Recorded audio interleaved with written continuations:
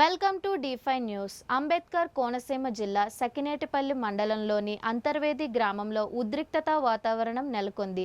కాపు సంఘాల ఆధ్వర్యంలో వంగవీటి మోహనరంగ విగ్రహాన్ని ఏర్పాటు చేయగా పోలీసుల అనుమతి లేదని పేర్కొంటూ విగ్రహాన్ని తొలగించారు. కాపు సంఘాల నాయకులు మాత్రం పంచాయతీ నుంచి పర్మిషన్ ఉందని స్పష్టం చేస్తున్నారు. విగ్రహాన్ని తొలగించడాన్ని నిరసిస్తూ తెల్లవారుజాము నుంచే కాపు సంఘాల సభ్యులు ఆందోళనకు దిగారు.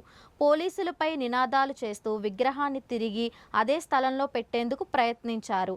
ఈ క్రమంలో పోలీసులు అడ్డగించడానికి ప్రయత్నించగా కాపు సంఘాల నేతలతో తోపులాట చోటు చేసుకుంది.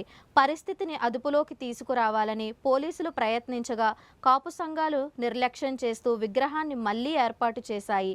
ఈ ఉదాంతంలో విగ్రహానికి చెయ్యి విరిగిపోయింది. దీంతో మహిళలు పోలీసులను నిలదీస్తూ తీవ్రంగా ఆగ్రహం వ్యక్తం చేశారు.